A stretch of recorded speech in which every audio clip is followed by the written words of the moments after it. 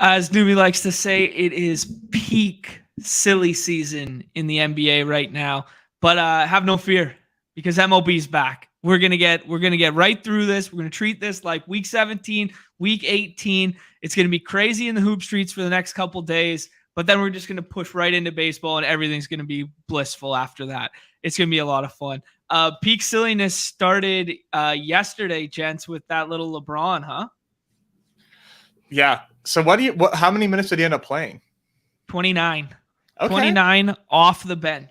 Yeah. Okay. But he was out all morning. The contest closed, and then you get a LeBron swap for your 6th round Q tags. That's wild. That's wild. Yeah. I mean, what do you expect whenever he's going to see the LeBron James of feet? You know, he's gonna come back. Dude, I don't know if that's the greatest quote or the most egotistical shit I've ever heard in my whole life. I think he like leans into his perception, his like the personality, the meme. I think he honestly is like leaning into it, but he can't let us know that he's in on it. You know what I mean? Like he would never, that would ruin the illusion. So I honestly just think he's just like the funniest dude in the league. and we just get to laugh at him and he's like in on it. I like that he's bought into it. Right. Yeah. With like the stories and shit. Like, oh, like, you know what I mean? Like he's leaning into like the absurdities of like, oh yeah. Like I always like, oh, you eat Cheerios with bananas. Like, oh, I've been doing that since I was 9. Yeah. I said that that's the best way to have breakfast. Like I've been doing that. I've been saying for years, man. Let's kind of set the scene for this week, because this week's gonna be a lot of fun. It's Christmas for us, right? It's opening day. Yeah. To see that contest dropped on Sunday, the 3-bagger Thursday, being like, oh yeah, we're so back. This is gonna be great.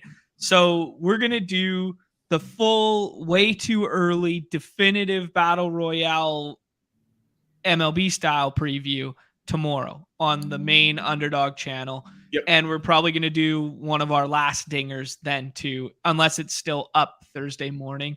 But I think that'll probably be our last dinger. So today I think we'll do the hoop stuff, and then we will do a dinger to kind of tie a bow on that. And then it's going to be full daily MLB season. Man, beautiful. It feels so right. It does feel right. Oh my gosh, I'm so stoked. Nothing like getting in your bag, not having to look at anything, because you know from head to toe the roster and everything. You know the platoons, you got it all laid out. You're just like, oh, I'm in my bag. It's all good here. Now it's just a matter of get the exposures you want. That's all that matters. So I love it. You know, speaking of platoons, R.I.P. Darren Ruff just got cut this morning. So that Mets one, we talked so much about that Mets one. Yeah. That makes our Tommy Pham, Mark Canna type shares a little more safer, just in terms of they can have a little longer leash where they don't have just guys going right in there doing the same job. Yeah, like we talked about. So, yeah. So Paul asking here, tomorrow's going to be like lay of the land. It's going to be everything from what we think. Kind of optimal strategies will be, what has worked for us in the past, how we think the games are going to change, and then dive into the slate. So tomorrow's going to be lay of the land with MLB there. But I promised people drafts today. We got to talk about Lamar though real quick, right? Oh yeah. We got to.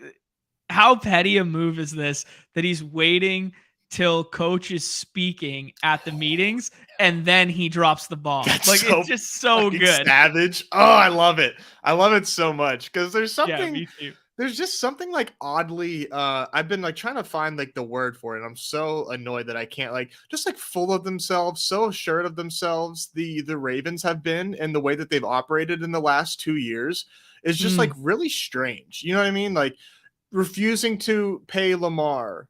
Because they think they're smart by using the franchise tag on him, trading away Hollywood Brown, signing, linebackers to contracts, and where the nerds will tell you that isn't ideal, especially when you have a quarterback to pay.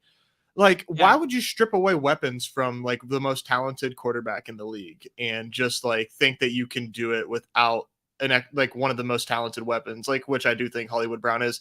That never made sense. It didn't make sense in as we saw it play out. The Ravens just, I think, just are a little too full of themselves in the way that they're operating. I mean, I don't really know any other way to slice it. Well, maybe they just went um, full analytical bro and they took it one step too far. Like, because they've been at the front end of like all the analytics stuff. We've been told that their department's like so sharp with that sort of thing. And maybe now they've just gone like a hair too far, where they've gone like, hey man, we've kind of forgot about the human element of this shit and gone like too far to the other end of the spectrum, because they made the mistake the first time with Elite Flacco, right? Like, Yeah. he gets them to the Super Bowl, they win the Super Bowl, they don't win the Super Bowl because of him, and then they pay him and they're tied into that for like a long time. And now maybe they've just gone far too like overcompensation gal brain the other way, that they've just like thrown the human relations department out the window, right? It's a little horseshoe theory. I mean, like truly, it's just like, like there's the middle spectrum and then there's the end of like analytics and then like, like bros who don't know shit, and like there's a little overlap. It's like they're starting to like just kind of lose the plot. I've seen people saying like, Lamar is like handling this wrong, and there is I thought Bomani Jones had like a really sharp comparison or example of like why, like because Lamar, for people that don't know, he's negotiating without an agent essentially. He's stating what he wants, and there's really no negotiating going on. And what Bomani said on his HBO show is like, that's fine, you can do that, but like as you the employee, you can't call these people motherfuckers, and sometimes you need somebody to call them motherfuckers. Right. You know what I mean? Yeah. And that's like truly like sometimes what you need an agent to do. But my thought is, the reason Lamar hasn't gotten what he wanted yet is because he's not in the position to get what he wants yet, because he is restricted by this franchise tag, this non-exclusive franchise tag. Nobody's going to pay Lamar what he deserves plus forfeit draft picks. That is what has to happen. That's never going to happen. So you can argue either way who has the leverage here. Does Lamar? Does the team?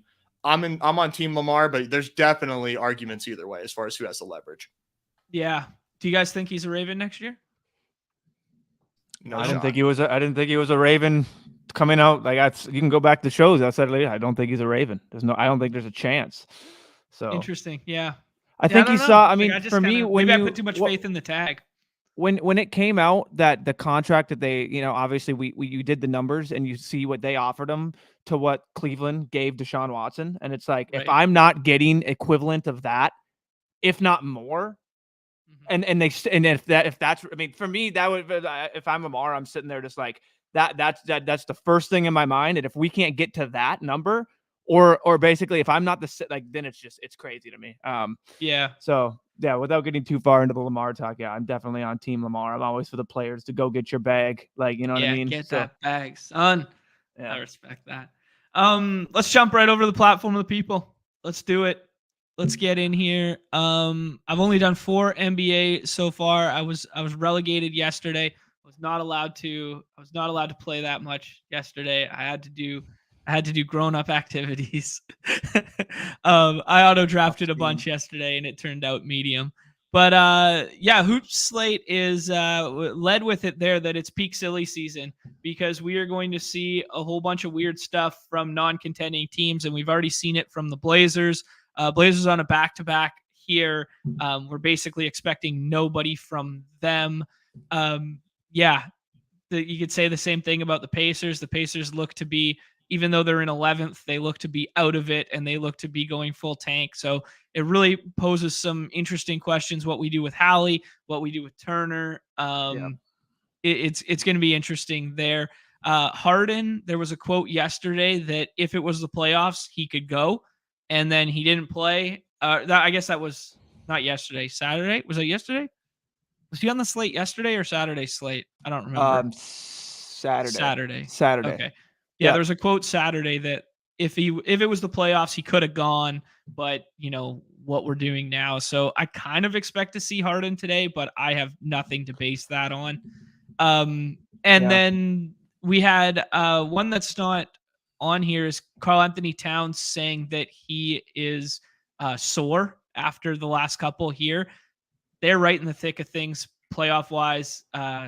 I think Ant has that dog in him, and he's going to find a way to play no matter what tonight. And I think it might low key be Gobert show tonight. You know, highest total game on the slate of a big overbearing body matchup versus undersized center in Sabonis. So I know like we don't have a chance to get up to Sacramento barring drastic things, but that win last night against Golden State was big for the Wolves. We're now a half game back of that 6 seed, and we're only a game and a half back of the 4 seed. So I know a lot of things got to go right, but just in terms of how these games mattering and then factoring into DFS like we were doing in the dance, like it really does. And now it turns into just like, this is like for the last 3 weeks of NBA, it's like week 17 of NFL, where it's just, there are the scrubs and the guys that are going to get it, but it's like, how much are they going to get? And then basically for minutes. And then there's just going to be these scrubs filling in that are getting it. And that's the same thing like for the Pacers, most likely. We don't know if we don't get Halliburton and Turner, not scrubs, but we're getting their backups. Portland, we're getting whatever they want to throw out there. It's going to be a tough team, but that's what we're going to get from Portland. That could easily go into the Pelicans. Like honestly, the Pelicans could rest 2 of their guys and it would be like, they'd still be favored going in against Portland. Like it's crazy what that lineup's going to be. So just laying out everything. And then you go from that top game.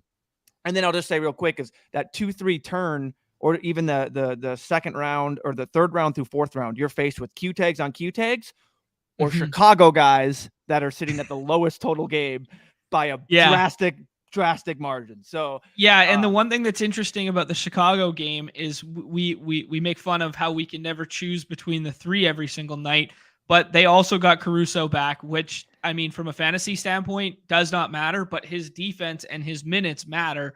So now all of a sudden that's cutting into somebody somewhere. I'm not exactly sure how that'll play out, but like, it makes the Chicago guys even more unattractive, which is crazy to say. So no Luka tonight as well for the suspension. The Embiid calf has been like an ongoing calf thing. Hey, we got Mike in here. Shout out Mike. We did the playoff stream with him on Friday on Pete's channel. And then he goes, I might just play a daily or 2, and then ships the fucking thing.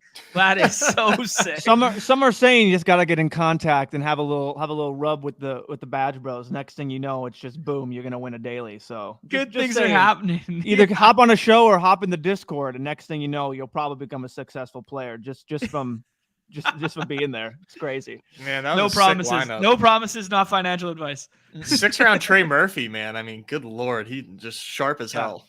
Yeah. He had the Q tag too, so it worked on 2 levels there. Yeah, it was unreal. It was a nice lineup. When I see those lineups up there, and it's like I definitely could have obtained it, but I just wasn't drafting that way, and I'm just like, well, hats off. Like this hats off.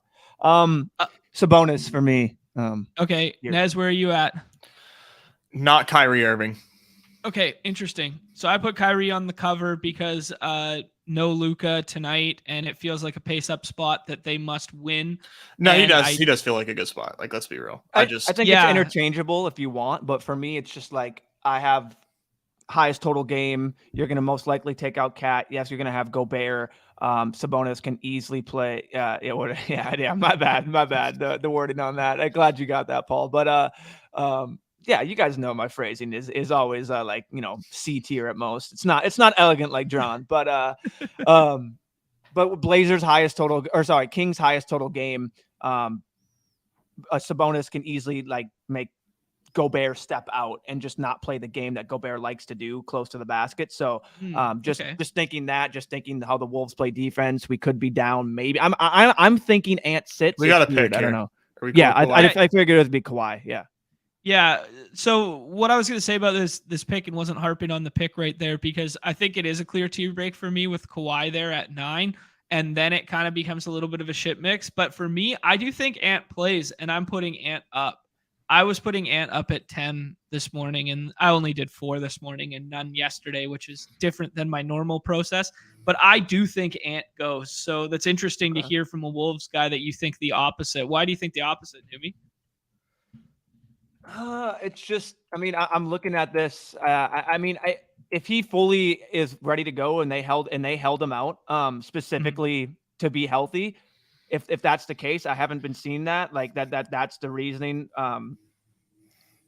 Then I guess, yeah, why not have him good to go? Like if his ankles, if it's good and he missed that, but it's just coming. It's always the back-to-back with an ankle injury and being in the playoff hunt. Like I know they're a couple losses away from literally being in the play-in. So every game does matter. I do get that. They're playing the Kings, who are they're a loss. Yeah, exactly. A loss. There you go. They're playing the Kings, who, as much as I harp on them for not being a playoff team, they guy said in the chat, they are putting up historically, I think, the best offensive season in NBA history. Dude, they're good. But then also I will caveat their strength of schedule is the worst in the NBA, meaning they have the easiest strength of schedule in terms of in the NBA and one of the worst defenses. Not a recipe for success in the playoffs, but we're on the clock. You just described the West. We're on the clock. You kept saying no I defense. I like all of these guys, and I've been doing this. Ooh, what do you guys like? That's fair. Yeah, I'm all, you know me, man. I owe a great debt to Lauri Markkanen for the big ass shotgun. Yeah, I mean for the bit, for the ship. I mean, it's always Lauri for me. But yeah, man, how about the Mavericks, dude? I just need to talk about how much of a shit show they are, and just how much of a disgrace Mark Cuban is as an owner. Just absolute incompetence on his end to do what he's done. I mean I love Kyrie Irving. This Kyrie Irving trade is just looking ridiculous and just like such a horrible move in hindsight. And I really wonder where Luka goes now in the dance. Like, I can't imagine that he goes before round 4. Yeah. So is Fox gonna play? I like Fox, or I like Brunson. Okay. New me, Fox, Brunson, Paul. Do Fox. That's fine. Okay. We already have some bonus, teammates. so I might have done. I mean, it's highest total game, so we'll definitely take that, and again, a win. But yeah. So I mean, I'm looking into this Ant thing, and I mean, I was trying to watch. I was streaming it on whatever because I'm on NBA TV. 4 minutes into the game, all of a sudden I get a hit with oh yeah, this is restricted in your area. I'm like, sir, I own YouTube TV and I have NBA TV as a channel. No, can't watch it. It's restricted. Fun. Yep. Fun stuff. So couldn't watch it there. Was like trying to stream it. Like Ant at the beginning, I know he played, but he just looked not 100%. That's the reason. He looked like he was sluggish. Granted, he's coming off his games. He didn't look 100% moving on that ankle still. So it's just me wondering that. Now, again, if anyone's got the dog in him, Anthony Edwards is probably up in the NBA where he has that dog in him. He's been quoted saying, people come to play or watch so limited to spend their money to watch me play. Like, I'm going to go out there and provide a show when it comes to rest and all that. Granted, he's not injury management. The difference between him is when he was out, it was for an actual injury versus injury management. Right. So if he's good to go in his mind and they clear him, he's going to play. So that's what he's got going for him. Cat is not in any projection, so I'm basically viewing him out. He's not playing, especially with you said sore. So yeah, I guess it makes sense to take Ant. It depends also how much you want to do your strategy. If you're doing a large portfolio, for sure take that. If you're doing limited entries, you're sacrificing the players in that range for Ant. And if he does sit, then you're also just at a little bit, even though you get the swap. I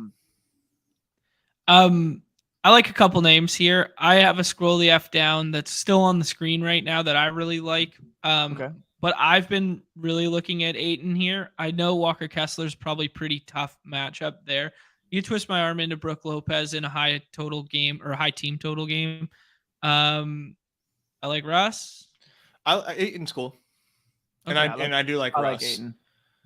Okay. Lopez, I wonder about Lopez in blowout games. I don't know why. For some reason, I kind of peg him as somebody that in these matchups, like against Detroit, that we see like 20-point games. I don't know. It's off the top of my head. You see them go a bit smaller and go with the Bobby Portis at the 5 lineup to close.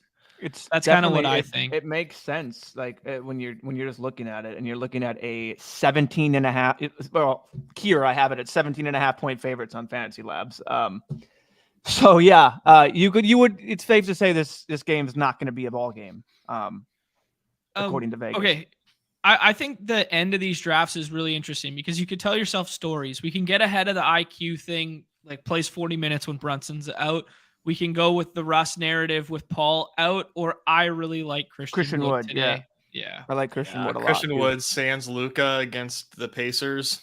Yeah, Maybe and no to Miles Turner. Hopefully without Turner. And even if Turner plays, like he's only been playing like 25 to 27 minutes, like I don't know. I really like Christian Wood today, and I'm kind of falling in love too early. Yeah. And I don't know how I feel. And without going too deep into matchup, Wood's game also doesn't revolve around him just being close to the basket. So he can just step out, knock threes, do whatever, be that. He doesn't have to just be right in Miles Turner's grill. Yeah, I like that. But it definitely does help just getting to the hoop and driving without having big Miles Turner there. So I get you. So we will get our first like injury wave or a news wave here soon, correct? As far as like, and because I just find it interesting that like Underdog preemptively has Cat with a 0 projection and a Q tag when there's nothing that says that he's questionable currently. So they do that only on back-to-backs where they'll preemptively have guys like Cat situation. I don't know how right or wrong that is, but they'll only do it on guys for basically like Cat. Now, I will say the sentiment around the industry is he's out. Like he's not in any projections. He's already on people's injury reports that aren't the actual NBA. So like if you were to go to Roto Grinders injury report and look at it, he would, I think, be there with a D tag. That's them putting the D tag out there. So like it's industry sentiment that he's going to be out. Now, we've had this chat in Discord where I think it should just follow the NBA for clear, just make it easy. It should follow the NBA injury report. And we had the Luka Doncic situation, I think it was, where within like an hour, Luka almost had every single Q tag or every single tag. He went from being healthy to from healthy to probable. Q. And then down to doubtful, then back to Q, and then to out. It was truly unbelievable. And that just kind of screwed with it because people were taking Luka within at the Q, and then you weren't getting him with the D. And it was just this interesting dynamic where it's like if you just follow the actual NBA injury report, seems like the best recipes for success. This seems like a decision we're going to get all day long from the back end of this draft board. I think the 5 running off the top seems about the same unless I think Booker should be above Julius Randle.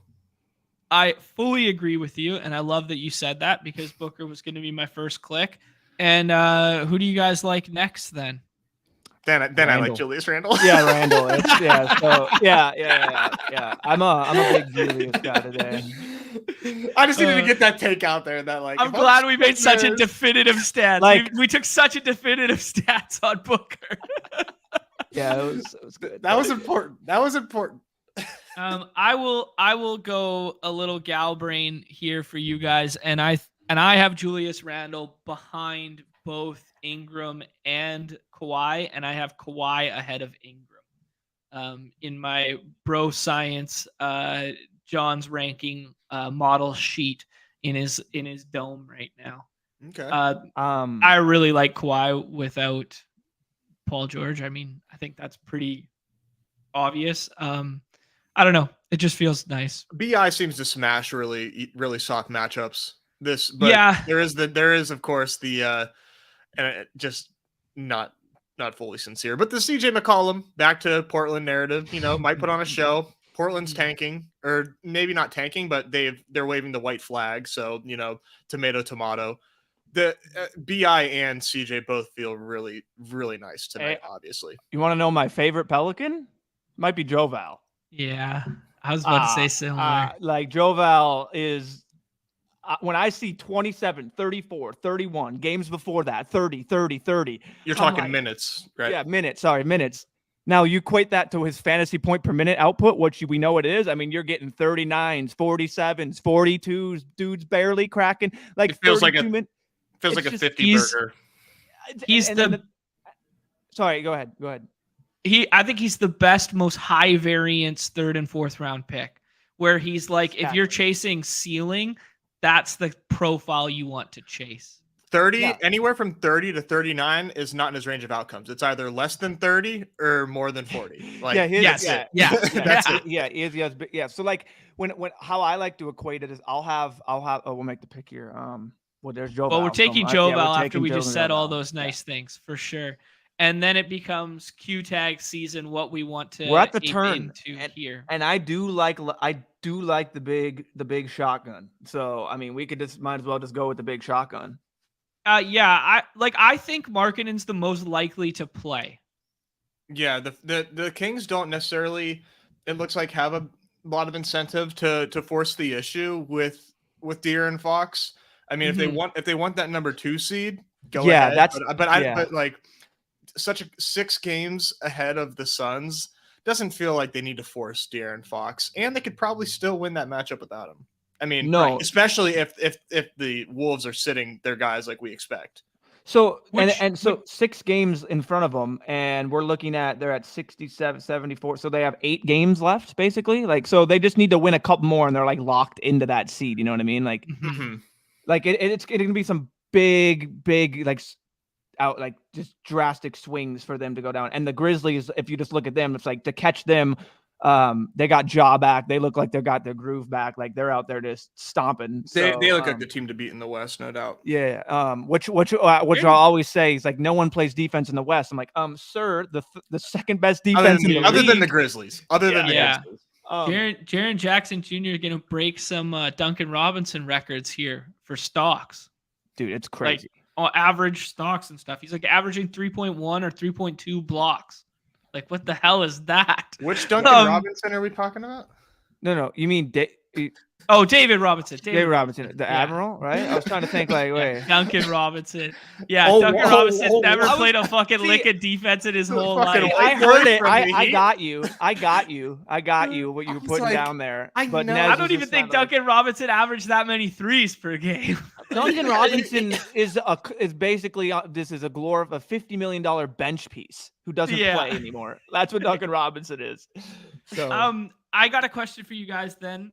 If we are taking that angle with the Fox, we think, hey, sitting Fox makes a lot of sense. Does that mean we're getting heavy on Kevin Huerter here or what? I was just gonna say. So he's been balling. We'll pick here, and I do like Kevin Huerter. I wasn't gonna say anything, for the stream. I'm learning slowly. It's gonna take me about a year, but we'll get there. Won't say Kevin anything. Huerter and Christian Wood. What do you guys think? Yes, on Huerter. I think we can. KPJ in the Garden. Yeah, I think we can look around at number 6. Just to browse.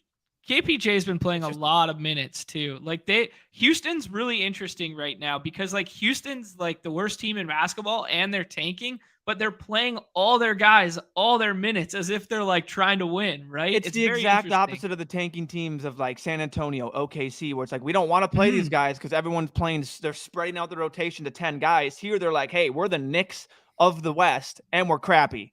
Go get your bag. Go get your minutes. It's unreal. I don't know why they're the Knicks exactly, but I will say they are playing the Knicks, and the Knicks need to get their act together. Straight up, like they're a little lost right now. It's crunch time, and they're not playing great basketball. And like Julius Randle's arguing with Emmanuel quickly, and and Brunson can't stay healthy. Like they need to get their shit together quickly. Yeah. Or no pun intended. Or it's with an E, baby. It's not IQ's fault. IQ's just he's just he's vocal. He's a leader. But Andrew Numi kills the lead every time. Like we set it up and we're ready to fucking spike it. Like we're making content here. Where do you think I'm going? I can read too. Yeah, Andrew dropping the holiday. Holiday is out. Is that an official one there, Numi, that you're seeing on the tweet machine? Yes. Okay. So that'll be interesting because that's a very high team total that matters on this slate and is going to open up some minutes. But the fact that Holiday got ruled out and it's not Giannis this early gives me some like big hype for Giannis, right? Yeah, I will say it is personal, so something could have came up like that's okay. Not injury report related, although there could be still something coming out later. But yeah, this just says personal, which has me just thinking like something did just randomly come up with him. So Okay. Well, yeah, that was 2 minutes ago, so there might be more to follow here. Yeah, that's what I'm saying. it Like, I comes in agree waves, with right? I agree with you. Like, when you're thinking about it, you're normally like, okay, they come in waves, but just seeing the personal has me think maybe there's like a 10% chance that there could be like, oh, some weird shenanigans. I mean, it is silly season, like, Yeah. Well, you know, does it's that open our third eye to like Bobby Portis in the 6th right now? Does that open us up to Middleton, or are we going dig further deeper. down the line? Dig there's deeper. a lot of things. I think so. Right now, let's just play a quick game of dominoes, and I'm gonna say Okay. which player's gonna be in and out. I'm just gonna go through them. Okay. Jalen Brunson, in or out? What? I thought we were In. I thought we are talking about the Bucks real quick. Can we just Yeah. little Joe Ingles? He's finally back. He's finally back. You're going full court press on us here, huh? He's playing ball now. And guess what? What better team to unleash him? Give him the green light, let him get his groove back against the Detroit Pistons. Okay. Continue.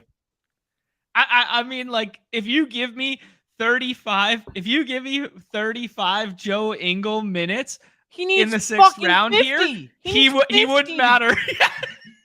What are we doing here? We need 50 Joe Ingles minutes, brother. 50 Joe Ingles minutes.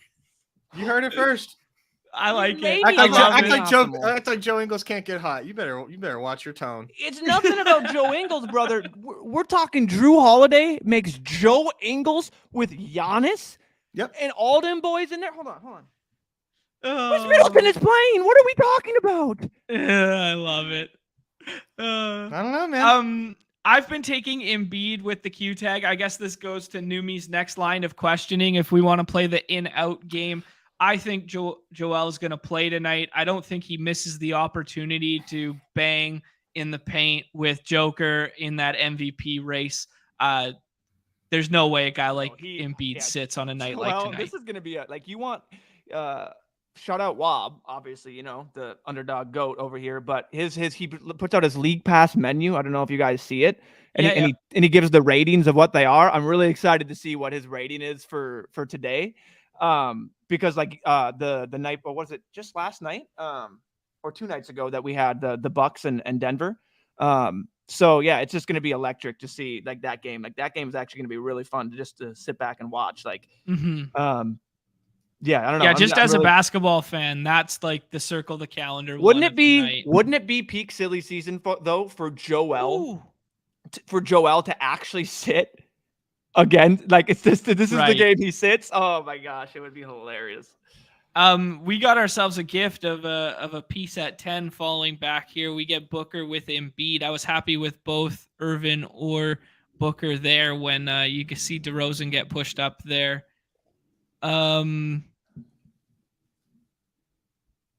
Yeah, I'm gonna save my take for all right, let's see. So I'm gonna go down the list here. So I guess we'll go Joel Embiid. You think he's playing? I think I think it's way more 50-50 than you guys are giving it credit for. Okay. I thought it was. Yeah, I'm thinking it's 50. I mean, I've already said the word. Watch him sit, and we beat peak silly season. Yeah, I think it's 50-50. Do we want to go with Ape into some Chicago there, or Joe Val's always fun to clicking there, but yeah, no, let's do it. Let's do Joe Val. I'm sorry. I don't know.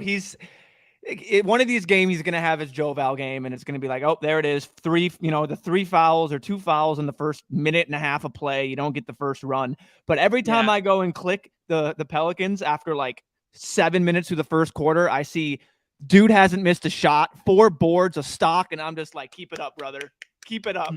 I love it. So. The interesting thing with him is I've been waiting for the shoe to drop for the last 3 or 4 games because Larry Nance has been back. And it's these minutes are going away eventually because Larry Nance is going to start, they're going to play 48 minutes between the bigs and all of a sudden he's going to be on the short side of the platoon, right? That's what's going to happen. And it just hasn't happened. And I think Nance is now at the point where he's probably good enough and back up to speed to be getting those minutes. And they're still running with hey, Joe Val's our best lineup. I think they finally figured out, we need to win games. And I think Joe Val is giving us the best chance to win games if Joe Val's out there and playing and not you know what I mean? He's better than Larry Nance. He's better than Jackson Hayes. just give him the minutes and the run if he can handle it. And because they need to win, and they've snuck into that. I mean, obviously they're a game away from being out of it, but they've snuck into that 8 seed. So, like they went from being just out of it and like that back end to now sneaking right back in there. So, and potentially Zion coming back. So watch out. Scary season down in New Orleans.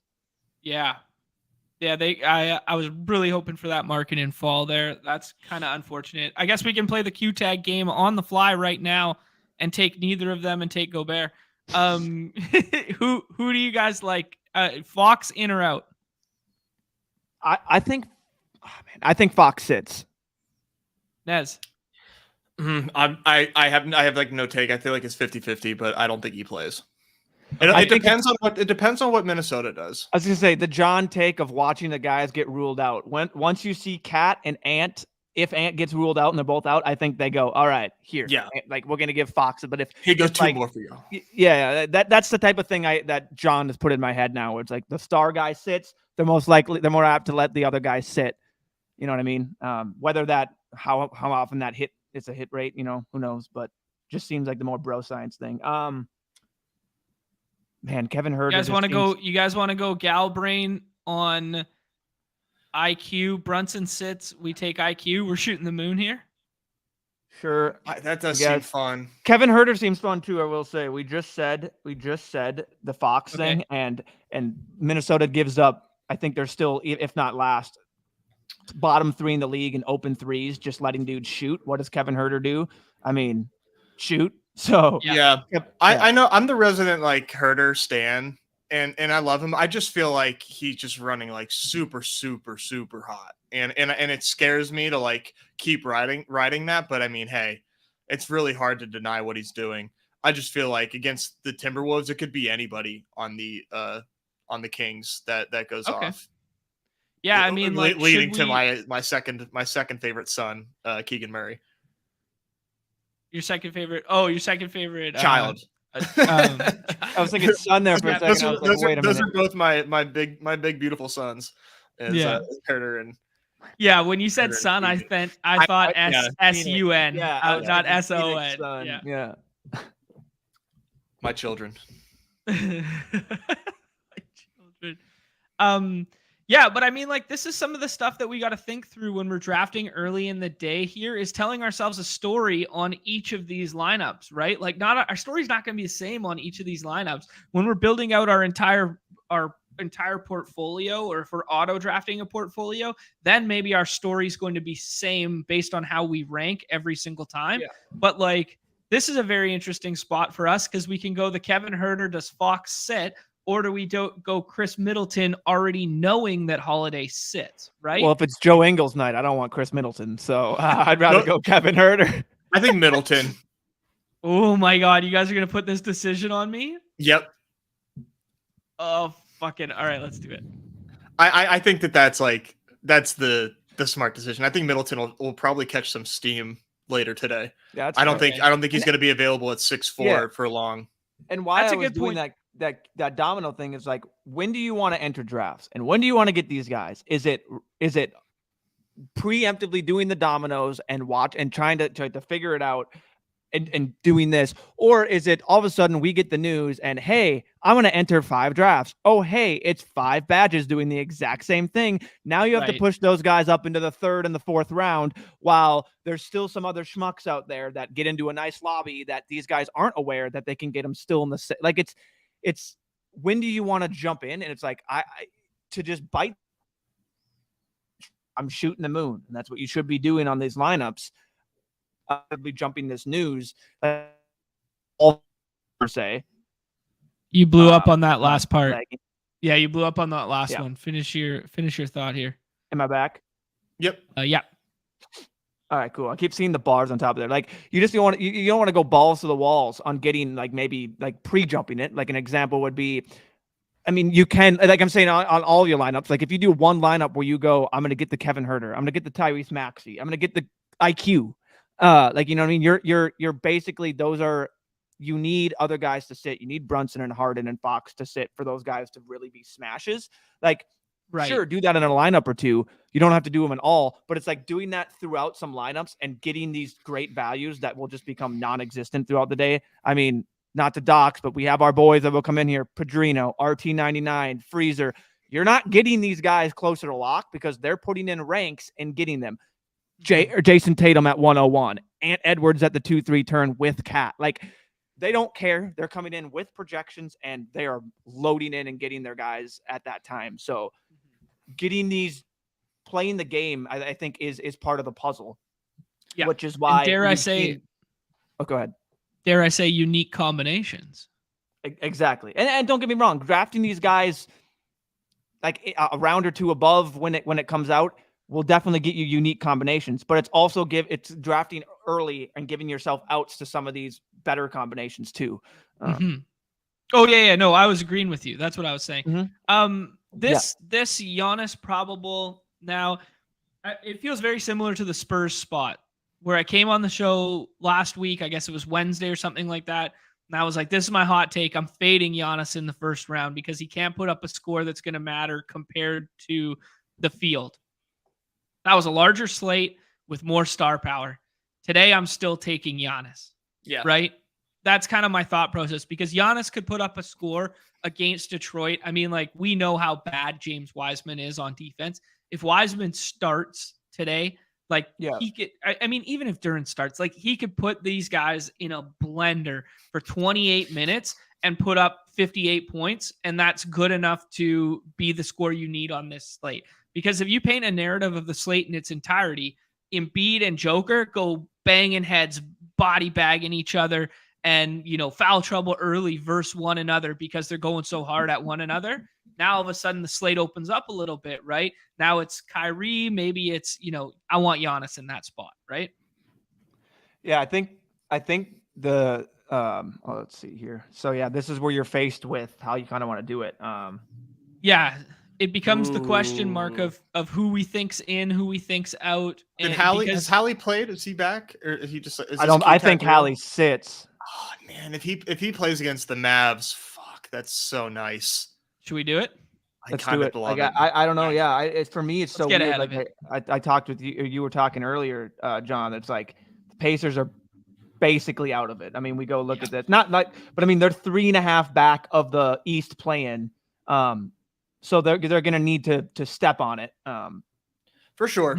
For sure. Oh my God, man. I cannot like pass up a matchup against the Mavs. No, like, you know me, man. I think it's hard for me to not click Halliburton there. It's hard for this guy not to have 100% Tyrese Halliburton. I forgot who I was talking to. You're absolutely right. That's you. The sun here. I know. I got something to say on the Hallie one too, because I've been taking Hallie early this morning, even though they don't necessarily have like something to play for and whatnot. Yeah. I've been taking Hallie for two reasons. He sat a couple games, then he came back and he played big minutes, unlike Miles Turner when he came back. He played big minutes. There were two blowout games that they played in, and he still was 29 and 32 and didn't close, even though because they were blowouts, but you probably could have added like 4 to 5 more minutes to those spots if they're tight games, right? Yep. I would expect a tighter game versus a depleted Mavs team if he plays tonight. Wow. Let's take one of the Chicago guys. Let's force ourselves to get ugly here and take one of the Chicago guys. Who do you like, Levine or Vooch? Oh, man. I like Vooch, to be honest, but Vooch. Levine. The thing is this is okay. Here we go. Little geographical hand on the map take. I think Levine and DeRozan kind of like do cancel each other out a little bit. Vooch doesn't. And the reason I say that is because I like DeRozan the most because he's from LA, right? Like, I'm not just like making this up. Compton. Yeah. They're at the crypt, baby. That's true. That's a good point. It's DeRozan night. There's no way Levine is outshining DeRozan tonight in his hometown. It's just not Levine's splitting minutes with Caruso tonight, and DeRozan's playing 43. They're playing to move up in the standings, and he puts on a show back home. I like that. Let me close the book on the Hallie before we jump on to the next pick. Yep. The other thing with Hallie is he has the cleanest point per minute swaps available Good that point. are so beautiful if everybody sits. If everybody sits, we can just go Nemhard. If everybody sits, we can just go TJ McConnell.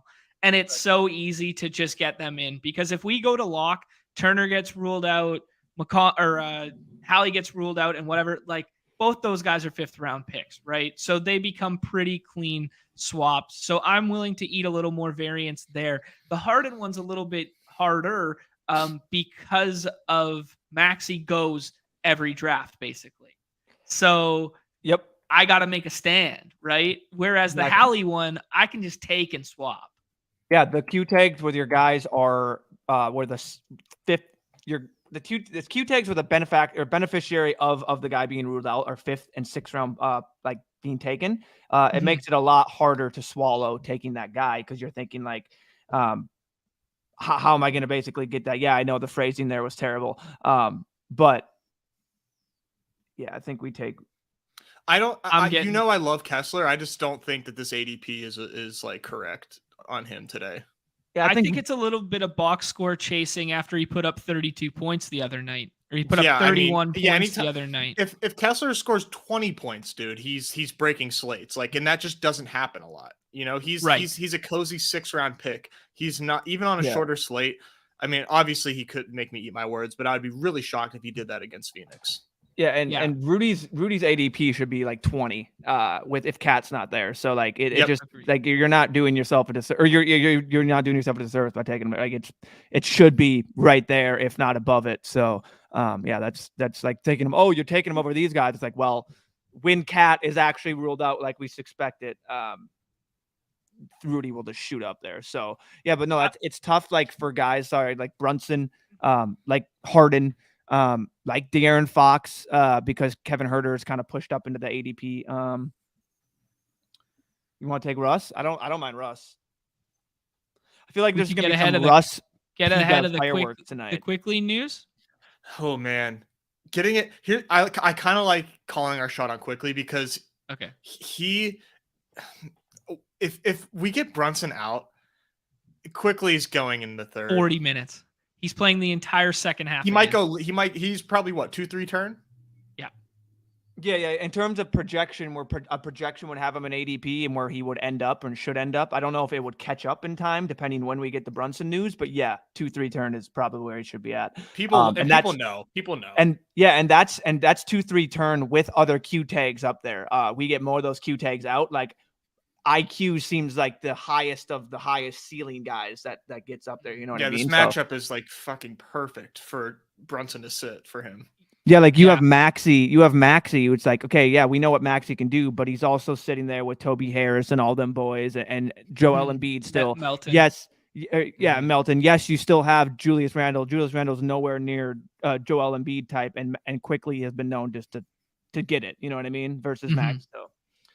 One guy I think's low-key going overlooked right now is London, Ontario's own, the 7th overall pick from this draft, Shaedon Sharpe. He's been playing some big minutes now that all the guys have been out. I mean, he's still a teenager, and he still looks lost at times. I watched a little bit of the game the other night, but he can fill it up. You want to see a dude that has the biggest green light in the league right now. Exactly. It's him. Because what's the deal with Simons? Is he like out or? So I've taken a little bit of 5th round Simons because he still has the Q tag. I took him in my first 2 drafts. I don't think he plays, but if any one of like their big 3 in quotations plays, it's him. And then you want to talk green lights for a dude. Well, like Anthony's gonna have the greenest of green. So especially I think there's a path to Simons playing if Watford does not, just because they need active bodies. And I think Watford's like actually hurt after he got lifted from last night's game. We could go the Brook Lopez route here. We were just talking up Sharpe. We could do the Huerter over Fox. I tell you what, man, Sharpe against the Pelicans is kind of fun. Okay, let's do it. We were just talking about it. Let's do it. Yeah, so basically just kind of outline the Blazers for you. Chauncey has tried to say basically that they're taking things. His quote is like, "We're taking things day to day." It's like, no, you're tanking. You're done. You've shut it down for the season. Like Lillard's not playing. You're done. It makes sense. With that being said, for last night's game, like this is the caveat is they're on a back-to-back, and without playing last night was Dame, Simons, Nurkic, Grant, Winslow. Watford rolled his ankle, like John said, didn't return to the game. Projections on different sites are holding all of those guys out. So you're sitting there with Shaden Sharp, and then who was the other guy that was popping up there? Oh yeah, Nasir Little. Yeah. So you're sitting with that's what I'm talking about. Like when it comes into like when I was trying to say like, and then Drew Eubanks, like when like the Pelicans can roll up on here coming like straight out of the casino, having a day, you know, just booling with the boys, show up to the court 45 minutes ahead and like Vegas will still give them probably like a 10-point favor. It's like it's truly incredible what the squad could be like in Portland. So oh, you're hopping in? All right, well, I'm gonna hop in there with you. So Watford, to ask Chip's question here, Watford returned, then left again and didn't play the remainder of the game. So he did the leave and come back, tested it out, and then left again, which makes me think it's like a little bit more than just like, you know, I'm good to go tonight, tape it up kind of thing. Andrew asking here about slow-mo. Slow-mo for me is more dependent on Ant than on Towns, but I do think he draws back into the starting lineup if Ant is out, right? So I do think a little 6-round slow-mo makes a lot of sense, but I would like him a lot more and might become one of my more favorite late picks there if he's I just lost my train of thought. If Ant's ruled out as well. There we go. Close it. Yeah. No, you might want to fix your camera there. There's a little like something in your there you go. The monitor. So, yeah, we got the monitor as close as we could be. Yeah. Thank you. I was worried about our quality. Oh, control. good, Numi, you got in here. Good. I should have given you. I forgot we were gonna do that. You're good. I'm right by you. That's fun. Okay. It's gonna be fun. I didn't give you a big enough heads up. Yeah, Numi's got his This is gonna be fun for me, man. Yeah, you get to play both sides of the fence here. Yeah. I have 19 left, so. Oh, let's go. I have 11 left to 100, and like I've been saying, the bullpen. I did too much of the bullpen, and I'm just at fatigue right now, man. I'm at the fatigue. Like it's tough. No, I don't blame you. I don't blame you at all. I gotta hold on. I gotta run to the bathroom before I get this draft kicks off. It's gonna be. Yeah, Bria is out of town for a couple days, so perfect timing. Oh, dude, it looks like an opium den in this apartment. It is bad. Like I just went full degenerate, like all underdog, like all day, just like doing dailies, and I'm doing nothing but drafts like today and tomorrow. Like it's bad. That sounds blissful. Pick up some takeout. Like all I did to like award myself for it was like I went on a run and did some lifts like for like 2 hours yesterday. I'm like, all right, we're going hard. Got a bottle of wine for the Succession premiere last night. Oh which was there you go. Fantastic, by the way. Yeah, it was great. No spoilers. It was good. Absolutely not. Absolutely. Have not watched. Don't have HBO. Need it. Need HBO. I keep missing out on good stuff apparently. Oh, it's dude, okay. I will say, I heard you said you went on a run. Boys, we're back. He's high of 37 today. We're so back. Get outside. Get outside. I've been on walk. It's been bliss, man. It's been bliss. I don't want to tell you my weather yesterday, dude. I don't want to know. I don't care. Hey, it's okay because I got a 142 tea time. Hey, speaking of that, we need to go golfing. A little badge bro, just for like meet up golf sesh. Yeah, get a couple of banks in, and we'll make a Badge Bros golf trip, no doubt. There you go. Okay, Numi goes ahead, takes Ohtani there. We're on the clock here. I think I want to do the Jordan thing. I love all these infielders, but I think I just know the cliff at outfield. I cannot believe this Jordan slide. Like we've gotten nothing but positive news since the hand, and he's sliding. For me, it was Jordan or Shohei, and I just have a little more Jordan, so that was the decision there. Otherwise, it would have been Jordan for me. I did I sent you Nez. I think I was in a draft with Dusty and the boys. I did something crazy, and I took Vlad at 4, then and and then got Bichette on the way back, and finally got the Springer, the 3-stack. Nice. So, I think that's a really sharp way of flipping the board and figuring it out. Nobody's going to call you crazy that Vlad is the highest scoring infielder this year. Absolutely not. Nobody's going to call you crazy. Like, like, am I in the in the grand scheme of things, like if you're breaking it down, am I giving up some of that outfield, like, and all of a sudden I'm kind of putting myself behind the 8 ball? Like, sure, but in terms of just wanting to get that, and I kind of felt that my outfield was still pretty stacked with the way I built it. So in my perfect game, I wasn't at the 4 spot, but I was at the 12, and going and double tapping pitcher felt like, so I did that. And then there was only so obviously I already missed the boat on the first tier of outfielders, right? The first 9 went, like Kyle Tucker wasn't there. I'll let you pick, John. But then after that, only 3 outfielders went after the next 22 picks. So it was like, well, I didn't really even miss out, from that 1-2 turn. So yeah, and like Magic Carp said, like once you do these, you can just kind of just mix it up and do something crazy. Which combo do you think's rarer right now? Schwarber and Jordan, or Tatis and Alvarez? That would have been so much fun. Yeah. I don't know. Schwarber. I had no combo with Ohtani, and I was trying. Dang. All right. I think Schwarber would be more rare. Actually, you could argue Tatis and Jordan being more rare, but I think they kind of line up like too similarly. They line up fine. Yeah, that's fair. Mm-hmm. I'm gonna try to pull up my old get some of my combinatorial exposures up so that way I can. Oh, that's fun. Yeah. Yeah, just to let you know.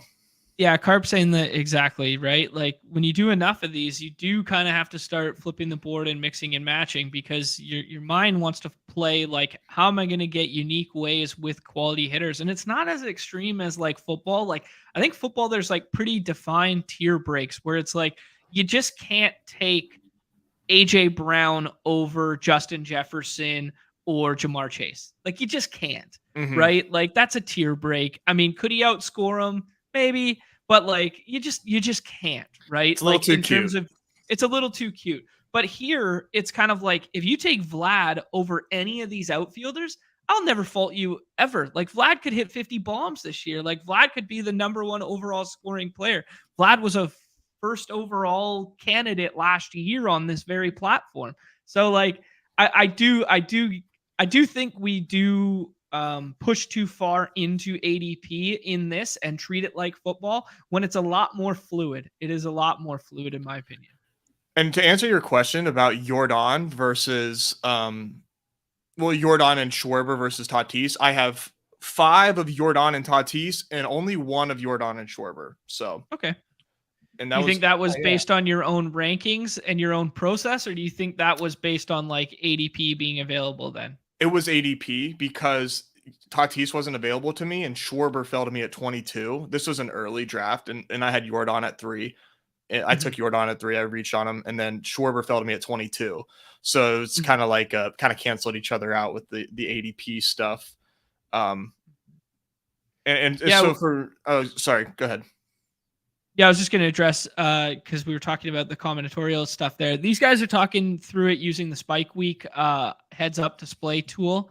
I personally don't use it for some conversations we'll have in the future someday. But I don't take much Aaron Nola. Let me see. You guys, I'll just do it. I don't know. It's like for me, I like to look at it, and like, so if I'm looking at this tool and it shows me 2 teams of already in the dinger of Fernando Tatis and Shohei. And this is nothing against you. I was actually just going to say this. So this is literally not just take you don't. No. Yeah. I don't care. Yeah. I was actually just going to come and say this because this is what I'm starting to do now with my remaining. I have on those teams, each one has McClanahan, Lance Lynn, and Ryan Mountcastle on both of them. So like for me, I'm going to come out here and be like, all right, I really don't want to get those guys on all 3 of my Tatis show. Like do I? Right. Sure. It basically doesn't tell me I don't want to. It just, it alerts me to I have them. And now I have the choice. Do I want to have them? For me, I mean, sure, those are fine guys. If Lance Lynn is another value, it's not going to be like, oh, I'm getting Lance Lynn at a 10 to 15 pick value, but I already have him on both of my squads. I can't do it. No, I'll do it. But it opens my eye to like, helps me just get, better combos and not just get the same guys, which I know you like, John. But yeah, it just helps me get that, because I remember getting it last year and checking out my combos and all that. And man, I had some, so I would do this and I checked in, I think it was Buxton and someone else. I did like 15 drafts with them, and I had 3 guys on all 15 teams with him, Buxton, and another guy. I forget who it was. And like, that's something I want to avoid. I want to to have I don't think combination. Yeah, it's definitely, like John said, a conversation that we definitely want to like save a lot of time for, and it's not it's not specific to the spike week tool. I don't think John would argue that like that is useful as hell. Like that is that's what I meant. You can do that. It's useful as hell. Too, you know what I mean? If I was doing it, I do that with I already have the notebooks. Like, have my pieces of paper ready for the MLB season. Look at it. We're ready to hand do these exposures and get these combos and everything. So I really like Woodruff, but you know who I was staring at. But to finish the thought there, Woo-Woo. So yeah, I'm not discrediting the tool at all. I think it's very useful information, but you can do it exactly this way, and that's how I do it. You get that emailed export CVS file, and then they email you like that, basically your entire team, and then you just filter it and stuff yourself. It's harder and it's boomer and it takes more time, but you can still kind of get to the same process. Exactly. But the spike week tool is optimal for doing this. Absolutely. Yeah. No, but I that was just, and like I said, I had this already pulled up for the combo. For the pace of the paper. Man, there's something about getting, I mean, the spike week tool won't tell me my combo stacks, my pitcher stack, that. I want to know the nitty gritty. If I'm drafting Corbin Burns in 5 teams, I want to know what stacks I have Corbin Burns. I don't want to have all of my whatever Philly stacks with Corbin. I want to make sure I'm getting into the nitty gritty. There's definitely something to the pen to paper mind connection that you create as well, as opposed to typing on a screen or looking at numbers that are already sorted for you. I'm a pen and paper guy, man. When you write it down yourself, like it really does, like it's a different connection. It's just different. Yeah, my dad, like years back, got me this really, really, like I don't know why, but I'm just obsessed over really nice pens. Oh yeah, dude, I'm a big pen guy. Yeah, and he got me one that I lost Pen at 15. my freshman year of college. Yeah, Pen 15, baby, you already know. Great show on Hulu, by the way. Sorry. My fiance said the same. It's really good. I'll have to check that out. But yeah, he got me this. I forget what the style was, but man, was it just the grip and the way that the pen hit the paper was it was beautiful. It honestly made me excited to write things down. It's what a good pen should do. Yeah, it really should. A good pen should be your best friend, is what I think I got one for, like, my parents gave me one that was like engraved for my high school graduation. You're going to university now. Like, here's your good pen. Like, like you've been stuck with all these trash pens. Now here's the good one. Yeah, I'm pretty sure it was either my parents or my grandparents that got me that. I wanted to, chat's popping off here. Hey, Bop. Hey, trial membership here. He's on the 15-day trial. The Julio Rodriguez, I have a good amount now, but I didn't before, when his ADP was like 3 or 4. I was taking other players over him there. I started with two aces and 2 outfielders right here. It's kind of interesting that the Bryce Harper hasn't pushed even higher than this. He's fell since the news, by the way. Yeah, since good news. I'm going to go ahead and take Ozzie Albies.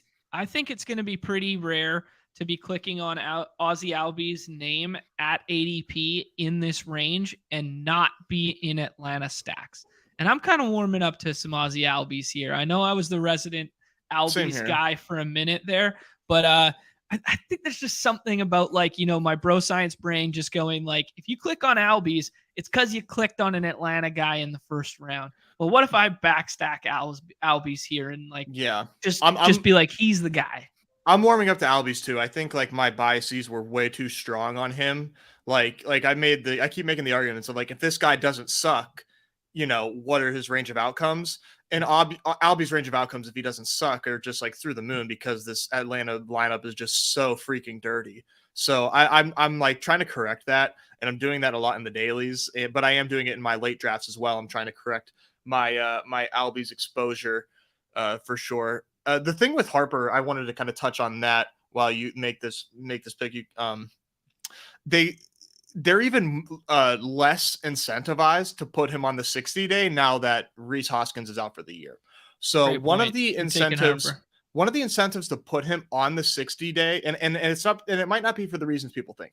The reason you put somebody on the 60-day is because you open up a 40-man spot for them. So they're able to like add somebody to the 40-man and then move them up to the active roster if they wanted to. But with the 15-day IL, you are not able to do that. They take up a 40-man spot.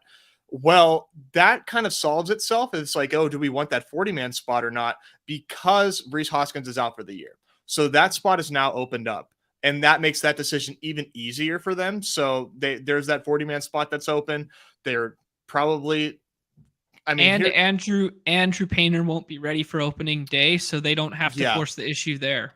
Yeah, and we're Keston here, I think, is starting to look at apartment homes in Philly because he makes so much sense.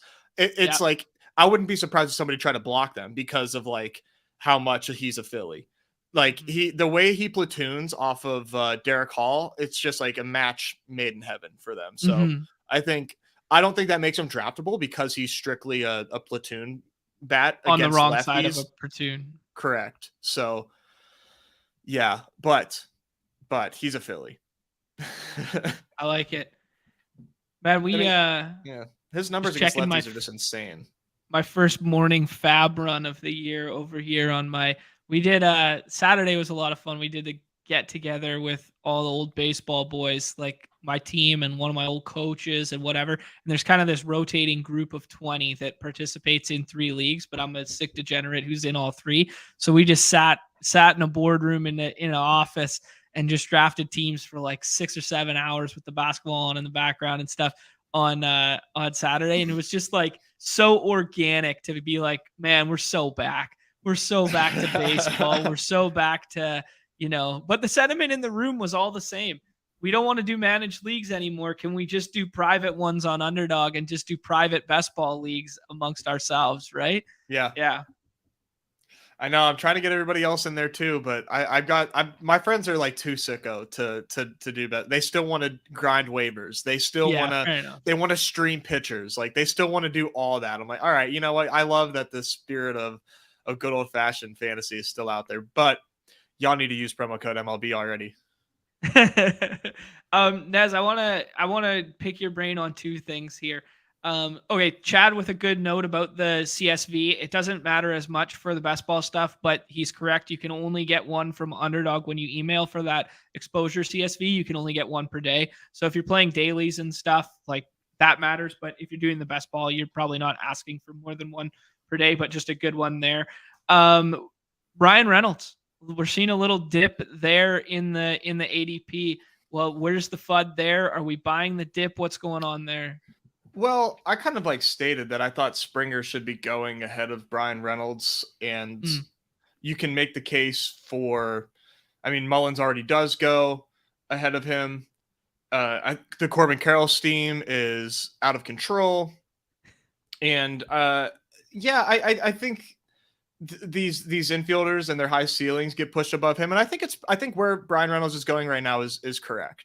I love Brian Reynolds. I think where he's going is absolutely correct. Some of the raw points that you sacrifice to reach on him to kind of like fill out your outfield is a bit, it's a bit risky. So I think his ADP is pretty appropriate right now, but you can get him for cheap. And if you're someone like me, like I didn't go as nuts on Reynolds as I have on like Mitch Keller. So now is like the time for me to kind of like load up and really, really bang that out. It's such a shame that, sorry, I'm going to go on a different tangent. No, we're done. It's such a shame that Jordan Walker's not in this player pool just to see what his ADP would have looked like juxtaposed to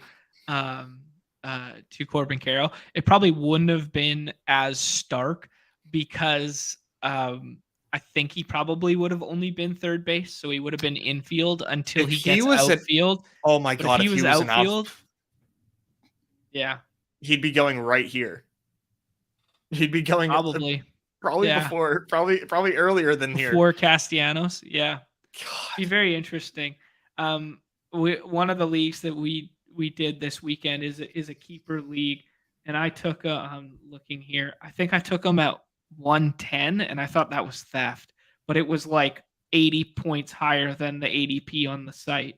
Oh, I dude, that drafted is him theft. at 111, You 12th get round, you get third and third third base. base eligible. Yeah, third base is like not quite as bad as second base, but still pretty bad in fantasy.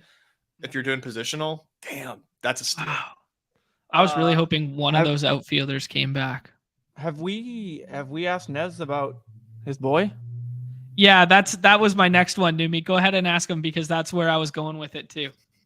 Nez, His you other saw, boy. right? Grayson's not going to be in the opening day rotation. Oh wow, Yeah. that's sad. How does that affect Grayson Rodriguez and your outlook towards him right now? Well, let's see what the blurb says. Prior to spring training, seemed like, however, said the internal feelings hasn't been consistent enough. All right, well, time for me to stop taking him. On the flip side, let's think about this. I think it's a good thing. Kind of a good thing. If the biggest concern was not the results and the amount of innings he's going to get, let's push him off until the games matter. Yep. I honestly, I think it's a good thing. I think it's a bad seems thing like that's for what they're doing. I think it's a bad thing for like managed league guys who have to like spend a bench spot and spend whatever. For our platform, if we see people in these next 3 days be like, yeah, Grayson didn't make the opening day roster, and we see his ADP slide to like 190, I'm going to be a buyer. I'm absolutely going to be a buyer. That's going to be beautiful. Get all my Grayson Rodriguez exposure near 200. So I wanted to pick your guys' brain on this one. Is I've been noticing, I think the pitching pool is getting considerably thinner as we get closer to opening day. It is. Is it just me? No, pitcher steam is at an all-time high. Mm-hmm.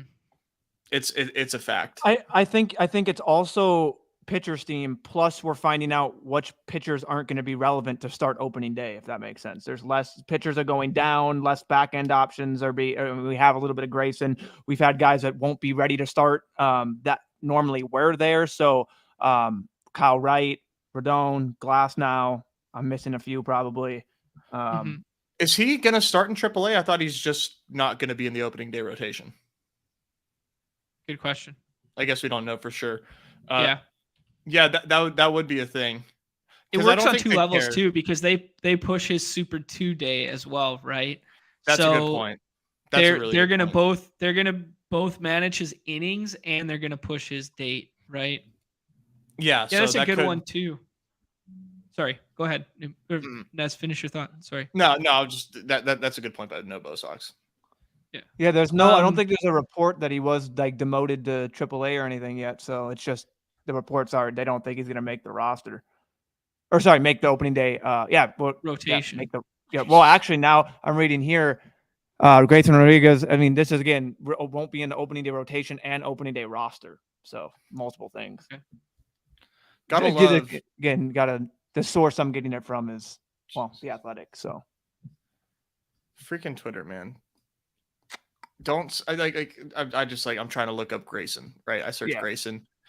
Don't search Grayson on Twitter right now because the latest tweet is not safe for work. So fucking hell, Elon, just show me some Grayson news. Let's go ahead and get this show canceled. I take no Hunter Renfroe. I have no idea why. I know he hits bombs. I know he's in that lineup. I know he's probably pretty good at baseball. I drafted none of him. It's weird. I'm gonna go ahead. I'm gonna go ahead and shoot the moon on Chris Sale in this rotation. We got Nola, we got Woodruff, and we got Rodon. We're just shooting the moon with upside here.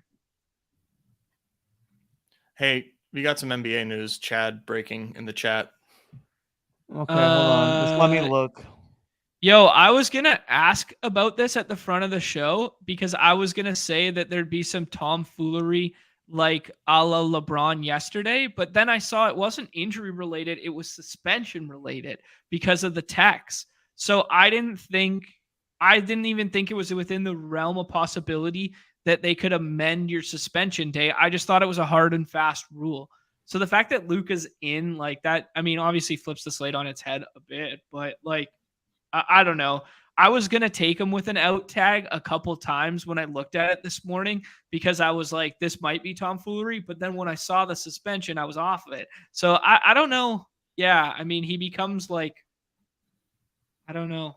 They were, oh, there you go. So Chad explaining they rescinded the tech from yesterday. Yeah, so that makes him right now. I just Jesus feel Christ. my boy Crutch is out here and from the disc. I mean, he's out here with all of the Christian Wood from right, the yeah. drafts, and I mean, wow. Yeah, it makes Christian Wood look. And I liked Christian dust. Wood too so much, man. Mm-hmm. Oh wow, that's unreal. Okay.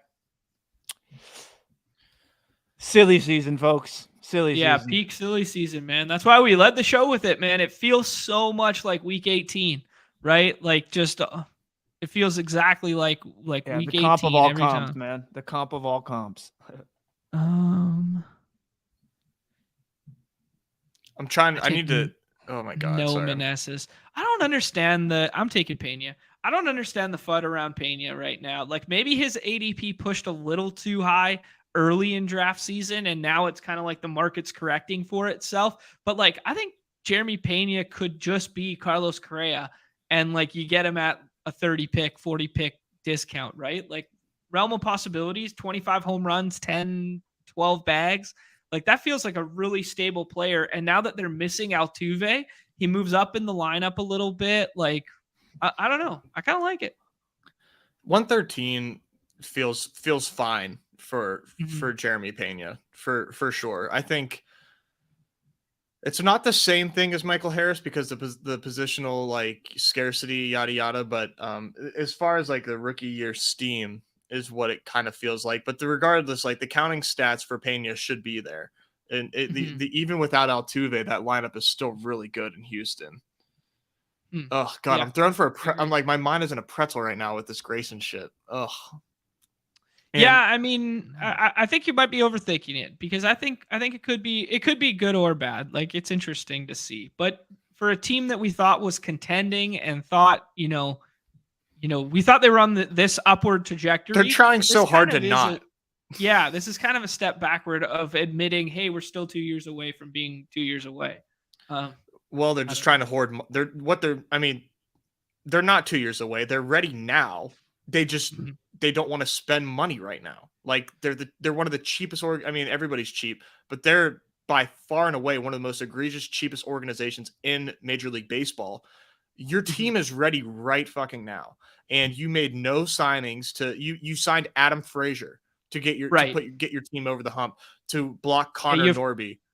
Like Kyle Gibson as an opening day starter. Yeah, like give me a fucking break, man. Like I like Gibson. I like Gibson, but like as like a number 5 or 4, like not the opening day starter. Like they want to be in a position where they say, we aren't good enough, so we don't have to make steps into actually competing because that would rely on them spending money, which they don't want to do. And it's egregious. Like this team is ready. The city's been waiting long enough.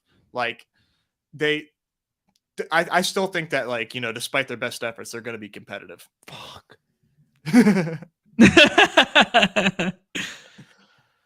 Yeah, I like that. The Jeffrey Springs capitulation is here. I've been starting to take them. And of course,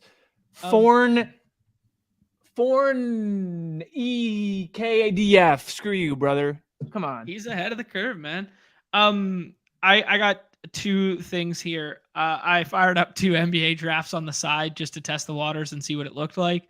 Luka just went at 5 because I was at 4 and non-badge players behind me. So I took Sabonis and was going to try and do the wrap around Luka before the badges on the front end.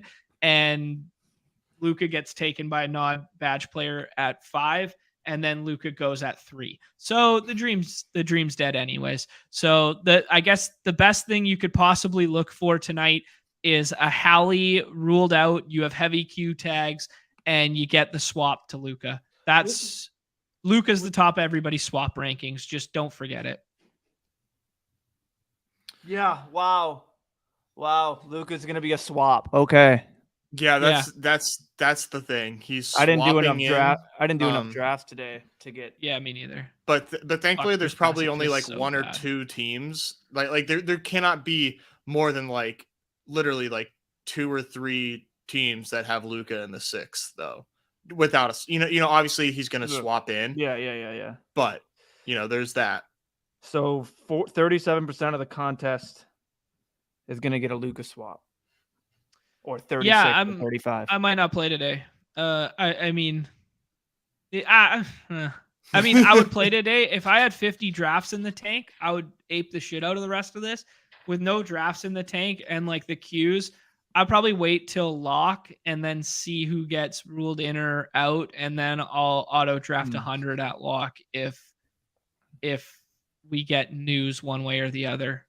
Yeah, like now we got stuff like this where like Chip's like praying for Ant to sit because he's his highest owned. Then you get a swap. Shit, I didn't draft anything. Yeah, now we are now hoping that Ant just goes back and actually is like, no, I'm not playing. Chips is like, go back on your thing. We don't want you to be a warrior.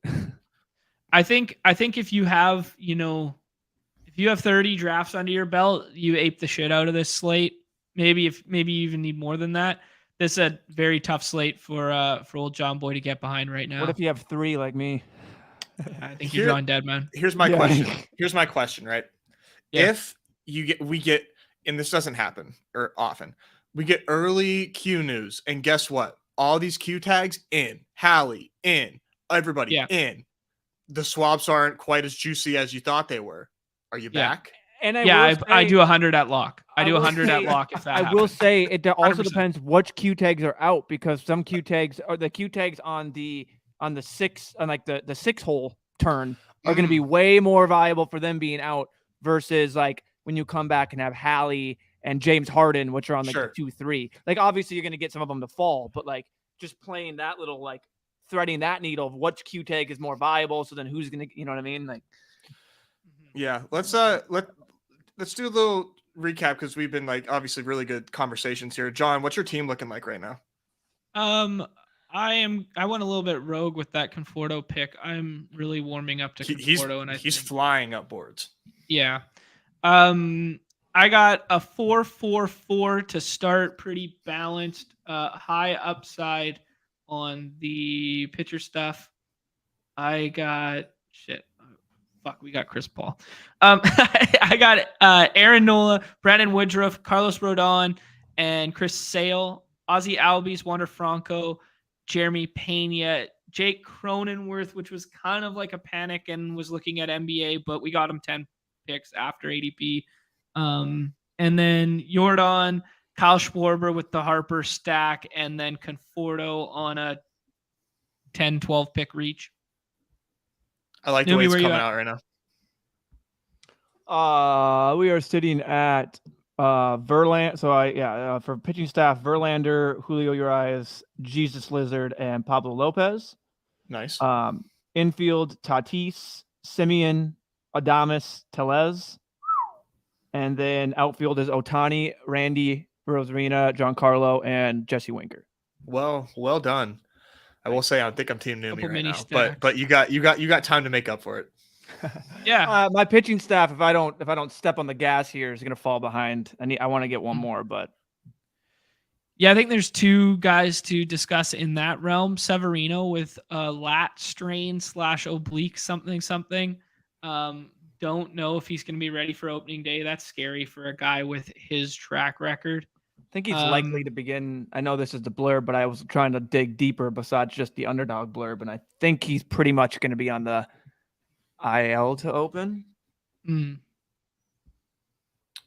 mean, that's what Yeah, pretty sure he's going to start the season on the IL. Yeah, that's a guarantee. Yeah, no, I saw the blurb and I'm like, okay, well, like I'm going to try and dig deeper rather than just go, oh, blurb, trust it. So, but I don't like lat stuff. I don't like any injury to a pitcher, but lats to me is a really big deal. The lat is obviously your back muscle. It's a very high stress usage on your lat when you are pitching, because it is involved with slowing down the arm after as you're pitching, slows it down. That is like an eccentric contraction that is, let's go Nez MD here, but that's a really stressful, like, eccentric is a more stressful force on the muscle than concentric, which is, flexing. So Okay. that, and with his length of injury issues, that's a big deal. They're going to be really cautious with that, but he can come back. Like, don't get me wrong. It's not, but like that to me is like lats. I don't like. Does that mean Clark Schmidt becomes like a 18th rounder, 19th rounder right now? He does for me. Yeah. Clark Schmidt's getting some big time love. And I've been bumping up Cortez as well. Okay. Yeah, I don't mind that. Then the other one that we've been asked a few times here is the Haniger one. What are we doing with Haniger right now?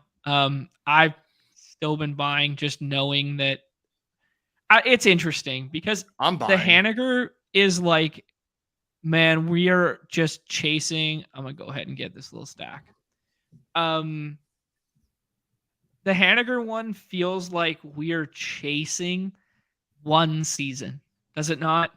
Like, Haniger's a good player. He's a solid major league player. He feels like we're chasing a little bit. Like we're chasing that one huge outlier 40 home run year. And now that he's like perennially hurt and this sort of thing, I don't know, man. It scares me a bit. I mean, my bull case on Haniger is like, you can take him like doing, kind of taking him as like Bryce Harper, like thinking about him like how I build whenever I take Bryce Harper, right? When you take Bryce Harper, you think about like the holes that you have to fill in your lineup for the rest of the season. Well, that's kind of similar with Haniger, where like you can't take Haniger, and like if you take Haniger and like you obviously need at least 6 outfielders, and they need to be like a good capital spent on them. Like Haniger's spike weeks are up there with the best of the best in the major league. So that's my thing is like, in these playoff matchups, he could be healthy. And if he's healthy in the playoffs, he's liable to put up a pod breaking score. So I really, really like the Haniger discount, but it scares me. He might not play, but he's going to play, but he might not play as much as we need him to. Dude, I'm still reeling over Grayson because what I'm like kind of thinking is like worst case scenario where yes, he's in AAA, but he's still accruing innings, and then then they're still available for the cop out late season to be like, oh yeah, let's limit him. Yeah, I think double-edged sword there, right? Like I think you can paint either narrative and both make sense.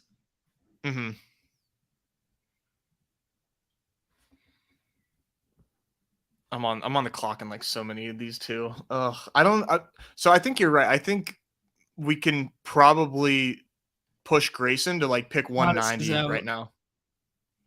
Who's out? Giannis is out. Get the fuck out of here. You're now everybody just gets Giannis swapped to Luka, and it just, yeah, I'm out. Never hoops.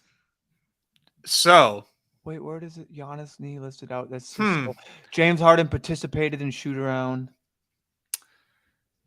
Gotta think. Does that open up minutes for Joe Ingles? Is that Joe Ingles music I'm hearing? Dude, it was always Joe Ingles night. Oh my God. We get Luka ruled in, and Joe Ingles is still the best 6th rounder. Come on, son. Come on. You give Nez a little time alone where he's just drafting all day, and he just starts galaxy braining things to the point where he's just I'm seeing the field, baby. I'm seeing it crystal clear. What kind of things are going on in that apartment, brother? Bria's not home.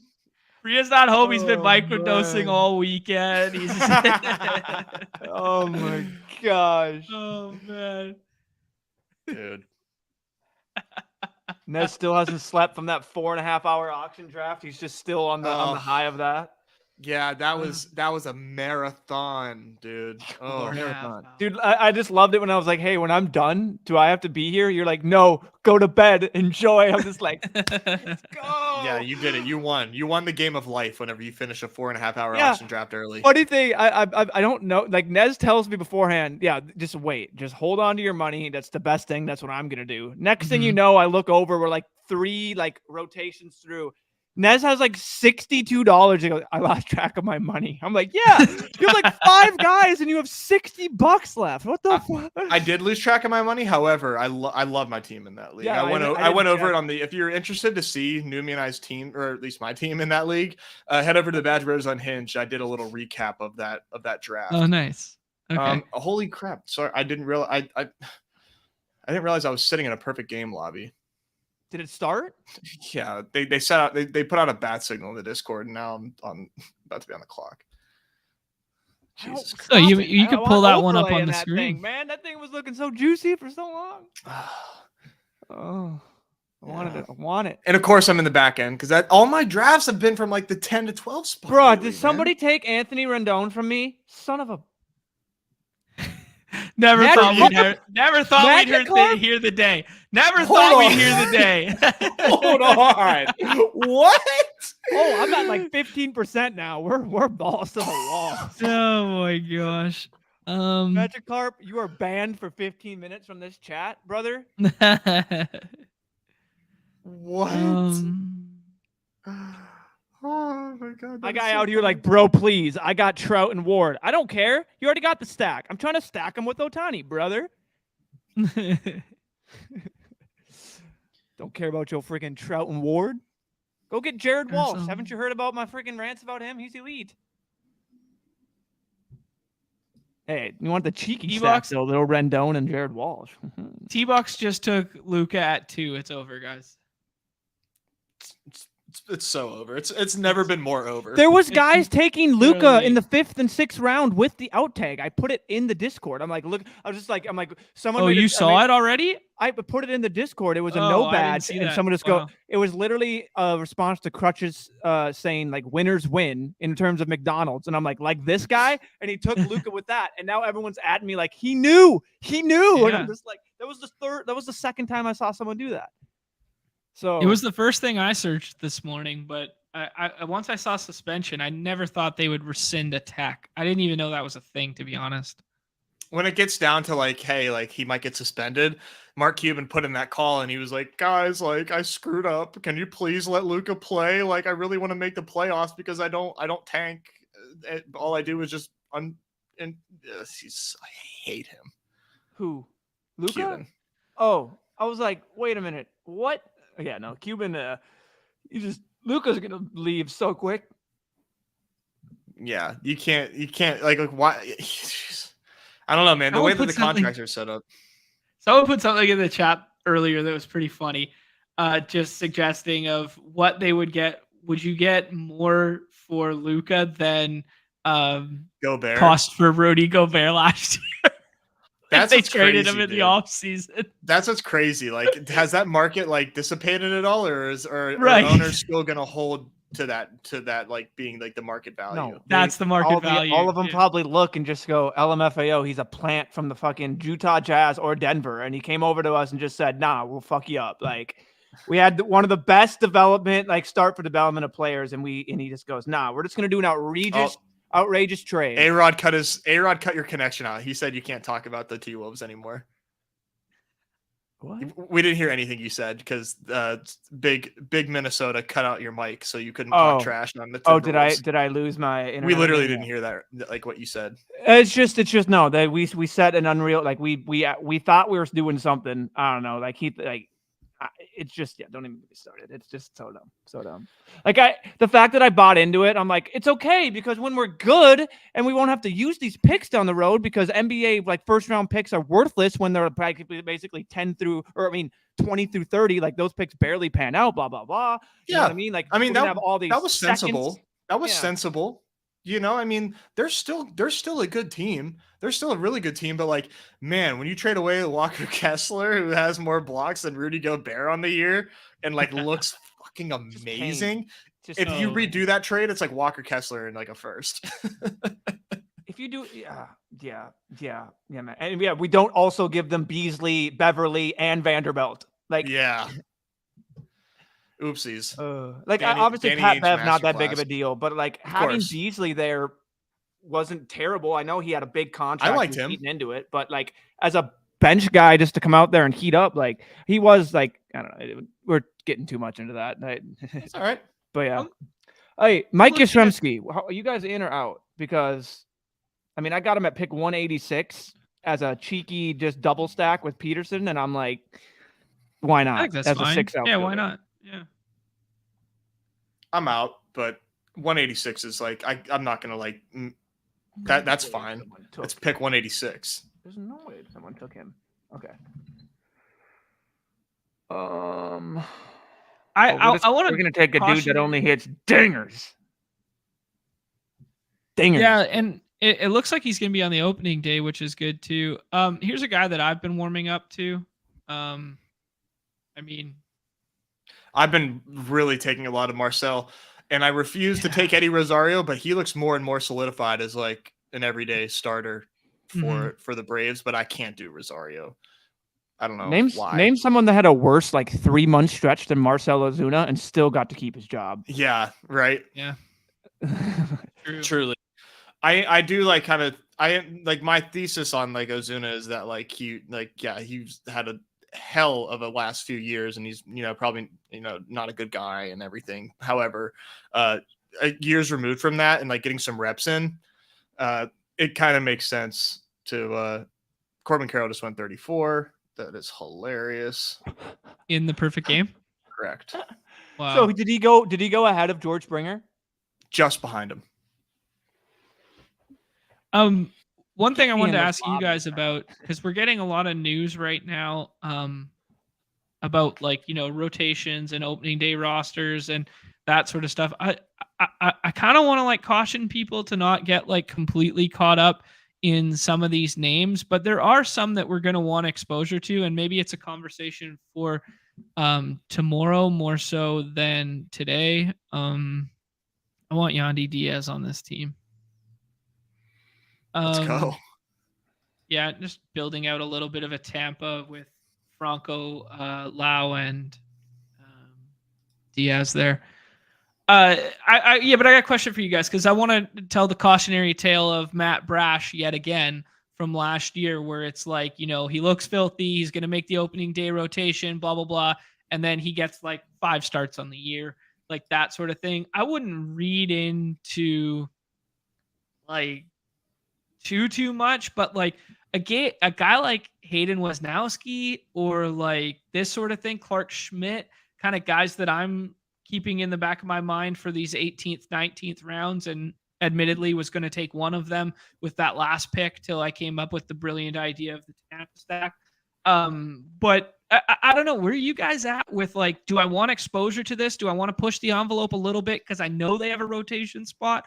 Or do I want to kind of, Tony Gonsolin going to open on the IL? Maybe we'll backstack that guy, or I don't know. What do you guys think? I like Wesneski, but I don't know that like you need to take him in best ball whenever the entire Cubs rotation is free. Like I would probably rather take Tyon, Stroman, Justin Steele over Wesneski, but he's definitely intriguing. And as a 20th rounder, like be my guest. Yeah, like throw him in the mix. That's cool. I think all of those starters have some intrigue for me out of that rotation. I have a question here. We had a guy claim the fifth rotation spot for one of the best teams in baseball, and that is David Peterson. And he's going to be second in that rotation now. And now let me just put out these stats. And I'm not saying I'm in on David Peterson. I'm just throwing out these stats because they're interesting. His last 10 starts last year, he had a 2.3 or 2.68 ERA, 73 Ks, and 53 innings pitched.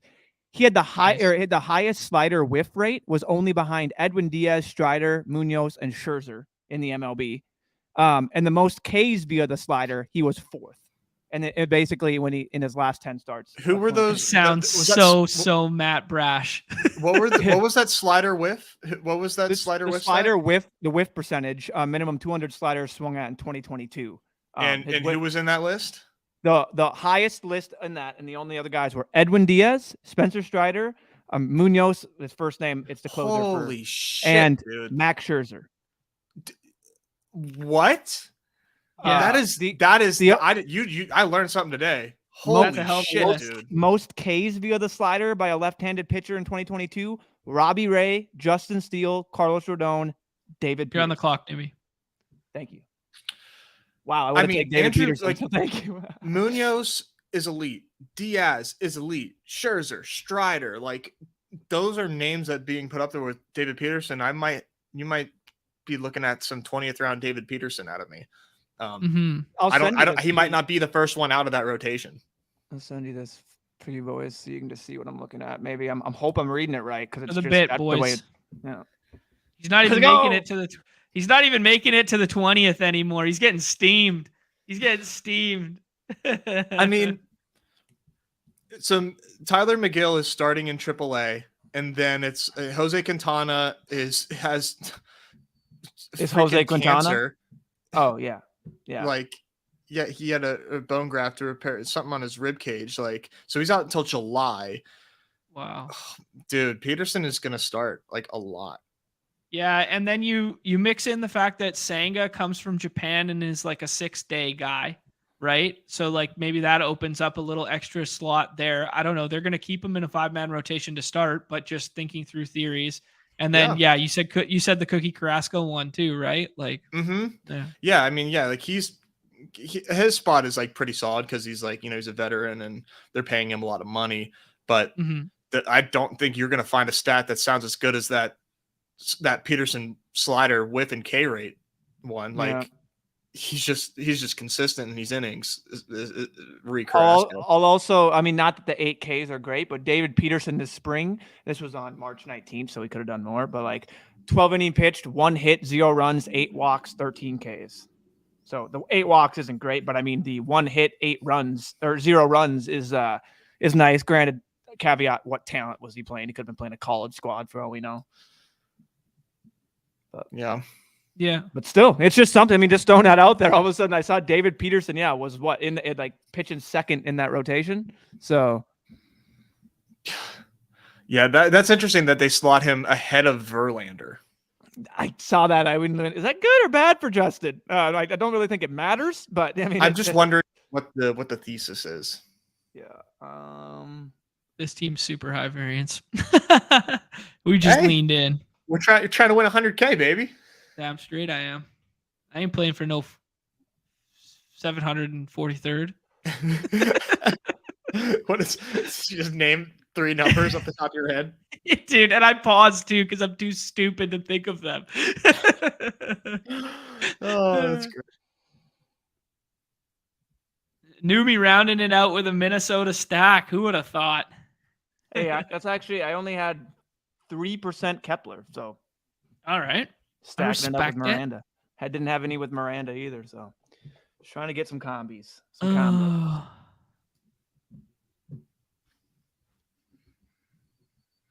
Grayson Rodriguez, new ADP of 187 there. Wait, that's what? Very interesting. Yeah, I swear I just saw it was 177. No, not like an official ADP, like just in this draft, 187. Yeah. And that's got way more room to run. No one wants 740. Yo, Dog Pow, welcome to the live stream, brother. Yeah, I'd love to see it. I love his streams. He's streaming football all the time over at his channel, and I always say what's up. Every time I say what's up, he goes, Nez, welcome to the live stream. I love that. Every time. That's my boy. We'll have to do a football with him one day. Definitely. Collab in the future, no doubt. Yeah, this is all it means to me too, J-Train, is that they're setting up, they're mixing and matching. Like, you guys they're are just smart. Yeah, you guys think with your noggin. Let's do a little recap here and call it a day. We're gonna do a shit ton of MLB stuff tomorrow, and that'll be a lot of fun. Do it. This hoops slate has been flipped on its absolute head with Luka. He's now getting drafted in the 2-hole. And I mean, hey, not to say you can't win with that's not what I was trying to do.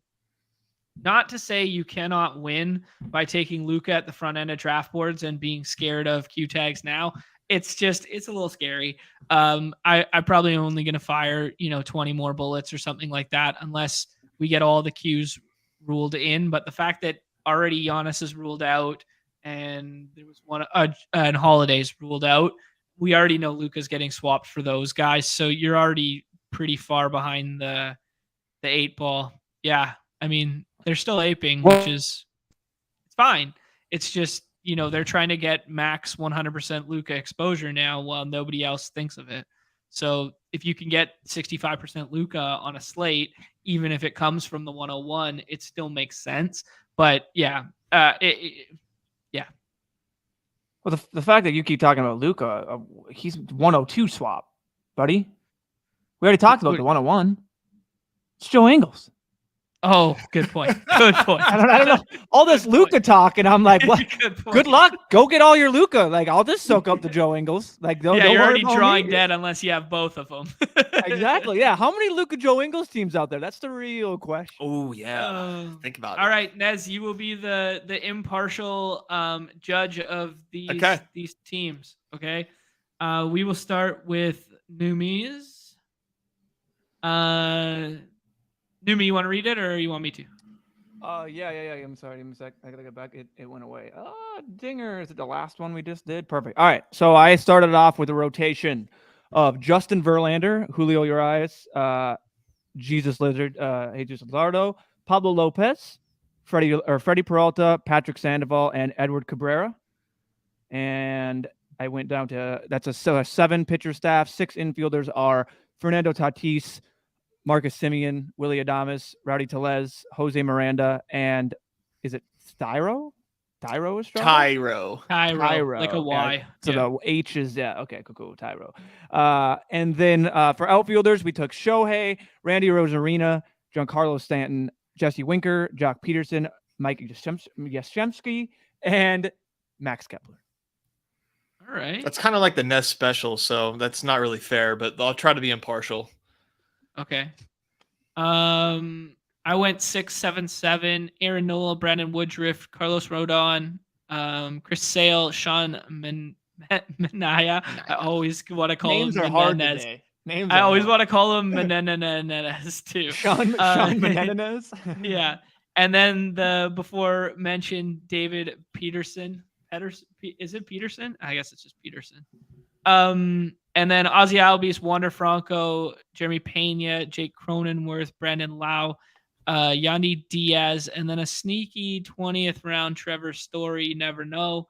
And then Jordan Alvarez, Kyle Schwarber, Bryce Harper, Michael Conforto, Jerkson Profar, Charlie Blackmon, Marcel Ozuna. So a little cheeky cheap Atlanta stack with none of the big name studs. A little cheeky Colorado mixed in, and a 3-man Tampa, 2-man Houston. Who do you like, Nez? Well, I got the dude's name on my back today. Let's see that.